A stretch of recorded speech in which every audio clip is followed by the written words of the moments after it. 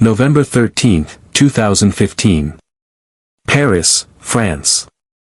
9:20 p.m. The music was loud. People danced. Laughed. Kissed. Then. Boom. A loud blast shook the air. Screams. Blood. Silence. A man ran from the Bataclan theater. His shirt was soaked in red. He tripped on bodies. He didn't stop. He couldn't. Sirens echoed in the dark. Gunshots fired inside. It felt like the world was ending. This was not war. Not a movie. This was Paris. Who did this? Why them? Could it happen again? This is real. Every second of it. You can find the facts yourself. Subscribe to Unbelievable True Story. Because sometimes, the scariest stories aren't made up. They're happening right now. And the next one might be closer than you think. It was a Friday night. Paris was alive. Couples laughed at cafés. Kids ran along sidewalks. Tourists snapped pictures of the Eiffel Tower, glowing in gold. No one knew what was coming. It started like any other Friday. Friends met for dinner. Music fans waited outside the Bataclan theater. The band Eagles of Death Metal was set to play. It was sold out. Inside the theater, the lights were warm. Bartenders served drinks. People danced near the stage. They were smiling. Across the city, in a stadium called Stade de France, a soccer game was about to begin. France versus Germany. Even the President of France, François Hollande, was there. The air felt normal. But something dark was already in motion. 3 cars moved through Paris. Inside were terrorists. Men with guns. Men with bombs. They were part of ISIS. And they had one goal. To kill. These men didn't talk much. They wore black. They looked just like anyone else. But under their clothes were suicide vests, strapped with metal, wires, and death. They had picked their targets carefully. A stadium. Restaurants. A concert hall. They wanted chaos. At the Stade de France, people cheered. Then. Boom. A loud explosion outside Gate D. At first, no one understood. Was it fireworks? A car crash? Then. Boom. Another blast. Smoke filled the air.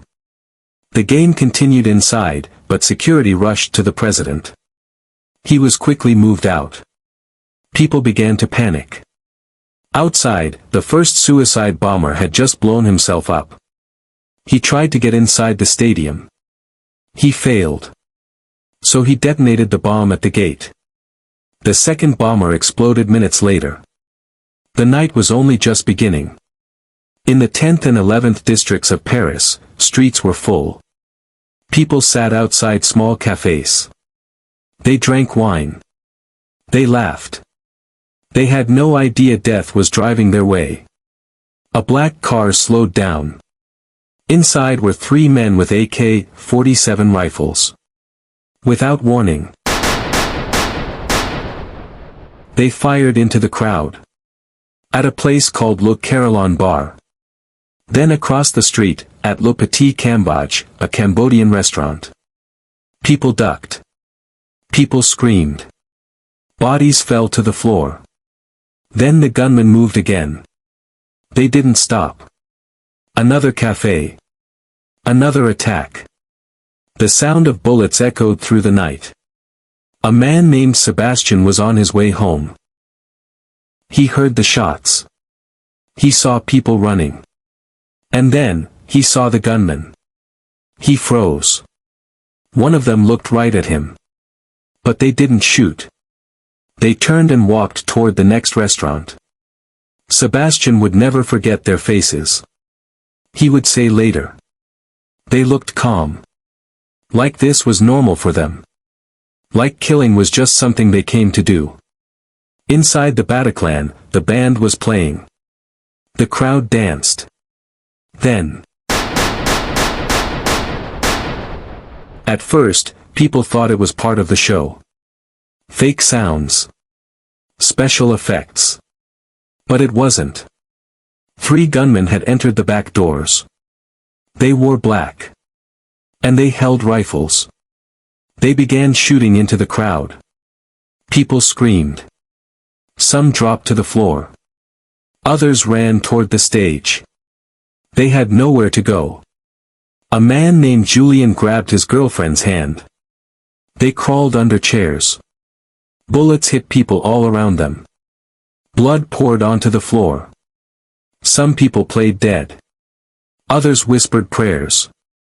One survivor later said, "I was sure I was going to die. I saw eyes, staring at me. Lifeless." At 9:41 p.m., police got the first 911 call. "There's a shooting at Bataclan. Many are hurt." Sirens wailed. But traffic was bad. It would take minutes to reach the scene. Inside, people were begging for help. Some texted their families. Some called their moms. One woman typed, "I love you. Please remember me." One survivor later told reporters this. She was under a dead body. She couldn't move. Her phone buzzed. It was her mom. She didn't answer. She couldn't. She said, "I didn't want them to hear. I didn't want to die because of a ringtone." She lived. Barely. The attackers at Bataclan didn't leave. They stayed. They walked slowly. They reloaded their guns. They shot again. And again. They took hostages. Dozens of them. They pushed people into a corner. They shouted in Arabic. They said they were from ISIS. They told the world, "This is revenge for Syria. For Muslims. For war." It was a lie. There was no justice. Only murder. At 12:20 a.m., almost 3 hours after the first shot, police stormed in. They blew open the door. Gunfire broke out. People screamed again. One attacker blew himself up. Another was shot. The last one ran to the top floor. And then. He exploded too. When it was over. 130 people were dead. Over 400 were hurt. Most victims were young. In their 20s and 30s. Many were just out having fun. Friends. Sisters. Lovers. Gone in seconds. Paris had never seen anything like it. People all over the world lit candles. Cried. Prayed. The Eiffel Tower went dark. Cities around the globe lit up in red, white, and blue. For Paris. For the lost. But the fear didn't go away. People asked, "Will this happen again? How did they get in? Who helped them?" A little boy left a note at one memorial. He wrote, "To the angels. I'm sorry the bad men hurt you. I hope you're in the sky now." His note was wet with tears. Paris. November 13, 2015. The streets were silent now. But inside the Bataclan theater, people were still screaming. Anna was 22 years old. She loved music. She went to the Bataclan that night with her best friend, Elise. They bought tickets weeks before. They were excited. They wore their favorite band shirts. They danced together as the show started. But when the gunfire began, everything changed. Anna fell to the ground. Elise didn't move. Anna reached for her. But Elise wasn't breathing. Anna stayed still. She closed her eyes. She tried not to cry. She heard footsteps. The sound of boots. The click of a gun reloading. One man stepped near her. She didn't breathe. He stepped again, and walked away. Anna lived. But Elise didn't. The band, Eagles of Death Metal, was in the middle of a song. They heard the first shots. At first, they thought something broke. Then they saw people falling. One of the guitarists ran backstage. He helped pull others out a side door. They barely escaped. Later, the lead singer said, "We watched our fans die. They came to hear us play. But they never got to go home. They never played the same again." A man named Matthew was near the front of the stage. When the shot started, he dove down. He crawled over chairs, spilled drinks, and bodies. He didn't look up. He didn't stop. He said later, "I could hear people crying. Some were praying. Some were whispering goodbye." He found a door. It was small. But it led to a backstage hallway. He pulled it open and ran. He never looked back. Adult medical symbol: a doctor among the dead. In the back of the theater was a man named Dr. Jacques. He was not on duty. He was just there for the show. When the shooting began, he hid. But then he did something brave. He stood up. He walked to the wounded. He ripped parts of his shirt to stop bleeding. He spoke softly to those dying. He said, "I'm with you. You're not alone." Some lived because of him. Others died, holding his hand. 3 women hid in a tiny bathroom. They locked the door. They turned off the light. They sat in the dark. Outside, the gunman paced. They could hear voices. People begging. One of the women said, "We held hands. We didn't speak. We thought we were going to die." They stayed like that for 2 hours. In silence. In fear. Then, the police arrived. They were saved. A man hanging from a window. Outside the Bataclan, someone looked up. They saw a man, hanging from a window. He was bleeding. One hand held the ledge. The other was reaching down. Someone inside the theater had thrown him a rope, made of clothing. He climbed down the wall. He couldn't walk. His leg was broken. But he was alive. One man was inside when he heard the first shots. He dropped to the floor. He pulled out his phone. He called his wife. He whispered, "Tell the kids I love them." Then the call ended.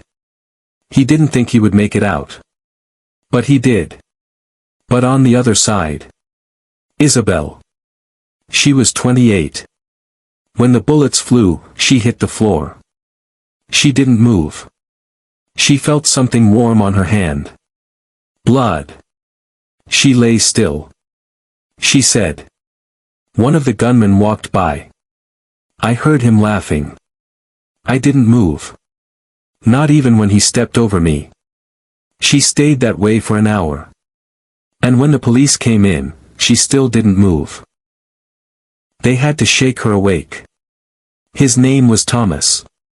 He and his wife, Claire, were sitting at a cafe when the shooting began. He ducked under the table. He reached for Claire's hand. She wasn't there. He turned. She had been hit. He screamed her name. But it was too late. News spread fast. TVs flashed the words. Terror in Paris. Families all over France picked up their phones. They called loved ones. Some got no answer. Hospitals were filled. Phones kept ringing. Some families waited hours. Only to hear the worst news of their lives. Just after midnight, the French president spoke on TV. His voice was shaking. We are under attack, he said. This is an act of war. He closed the borders. He declared a national emergency. The country went dark. The next day, people filled the streets with flowers, candles, notes. One sign said, "They tried to kill joy. But we will not stop living." People cried. They hugged strangers. Even the Eiffel Tower shut off its lights. Paris was mourning. 130 people. Gone. They were artists, waiters, students, friends. Some were visiting Paris for the first time. Others were born there. A teacher. A chef. A daughter. A son. Gone. One girl was named Aurélie. She was 24. She worked at a bookstore. She loved reading poems. She was at the Bataclan with her boyfriend. Only he came home. Her mom later said. She was light. That's what she gave people. Light. Another man, Luis, was 29. He was a photographer. He took pictures of everything. He had his camera with him that night. They found it on the floor of the Bataclan, covered in blood. A girl named Sophie loved painting. She had just sold her first artwork. She was going to show it to her parents the next day. They never got to see it. Some police ran into danger that night. Without backup. Without full gear. They didn't wait. They helped people escape. They carried the injured. They broke down doors. One officer was only 23 years old. He was shot in the leg but kept going. He later said, "I didn't feel brave. I just knew people needed help." As the city cried, police worked fast. They found the car. They found the weapons. And soon, they found a name. Abdelhamid Abaoud. He was the man behind it all. He had planned the attacks. He had once been in Syria. He was now hiding in France. Police began to search. Day and night. They knew one thing. He might strike again. Many survivors have spoken since. Some say they still hear the sounds. The gunshots. The screams. Some still dream of that night. They wake up crying. Others don't speak at all. One man said, "It's not just the people who died that night. Part of us died too." Paris. November 14, 2015. The morning after. The sun rose over a broken city. Smoke still hung in the air. Police tape waved in the wind. But deep inside the city, something darker was still hiding. The killers were not done yet. By morning, police had found a clue. A black car, abandoned near the Bataclan. Inside. Kalashnikov rifles. Full magazines. A phone. The phone had one name repeated again and again. Abdelhamid Abaoud. The man the world would soon call. The mastermind. He was born in Belgium. In a neighborhood called Molenbeek. He was 28 years old. As a boy, he smiled in school photos. He played soccer. He made jokes. But something changed. In his 20s, he joined ISIS. He went to Syria. He became a soldier. And then, he came back to Europe. But not to live. He came to kill. Police checked the phone again. They found messages. "We are in place. Everything is ready. The music has started." They saw maps. Addresses. Plans. They found a photo taken just hours before the attack. A group of men, smiling. And one of them was Abaoud. He had been near the Bataclan. He had watched people die. Police moved fast. They sent out warnings across France. They raided homes. They stopped cars. People whispered. Is he still in Paris? Yes. He was. About had not run. He had stayed. Hidden. Waiting. Just outside Paris is a place called Saint-Denis. It's crowded. It's loud. People come and go all day. On November 17th, police got a tip. Someone saw a man go into an apartment building. He looked nervous. He carried bags. The police listened in. They heard voices inside. And one voice sounded familiar. It was About. They called for backup. November 18th, 2015. 4:16 a.m. Dark. Cold. Silent. Then. Boom. The door exploded. Police stormed the apartment. Gunfire broke out. Screams. One man ran toward the window. He was shot. Inside, someone had a bomb vest. A woman screamed. And then. Boom. The whole floor shook. The ceiling collapsed. Dust filled the air. 3 bodies were found. One was torn apart. The body was broken, hard to identify. But police used DNA. They matched it.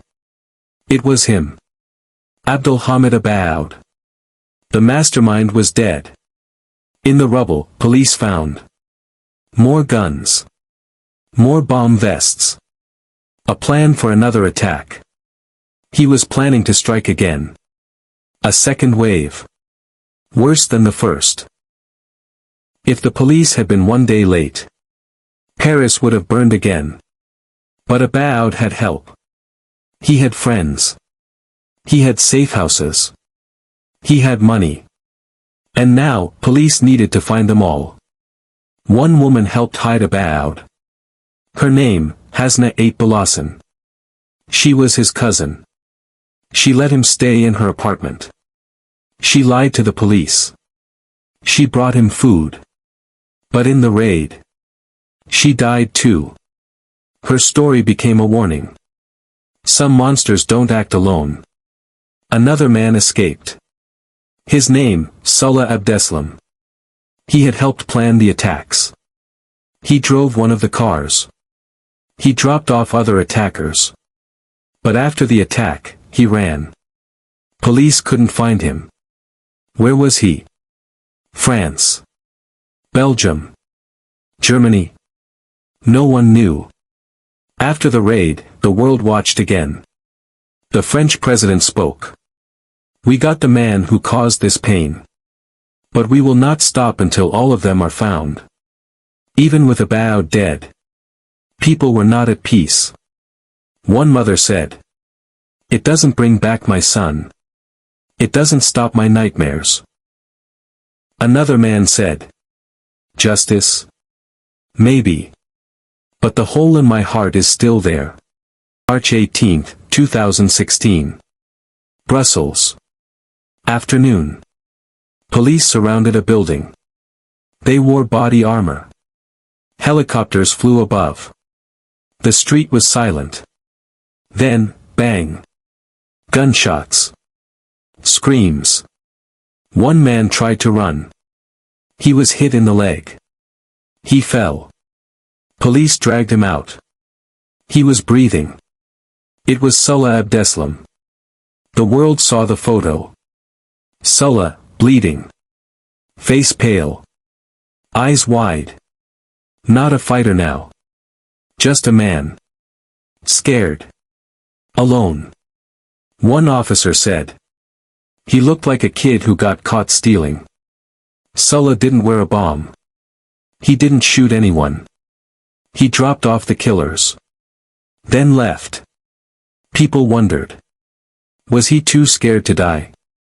Did he change his mind? Did he feel guilt? He stayed quiet. In custody, Salah spoke. He said, "I was supposed to blow myself up. But I changed my mind. I left the others. I ran. He was the only one who didn't die in the attack. The only one who could speak. But Sulla didn't face trial right away. He was sent to France. He was locked in a high-security cell. 24-hour watch. No visitors. No phone. He didn't talk again. For years, silence. It took 6 years. But finally, in September 2021, it began. The biggest trial in French history. 20 people charged. 1,800 victims represented. 9 months long.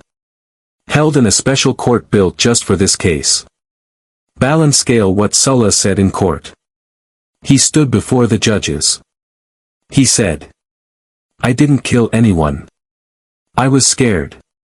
I didn't know everything." But the victims' families. They didn't believe him. Each day, families came to court.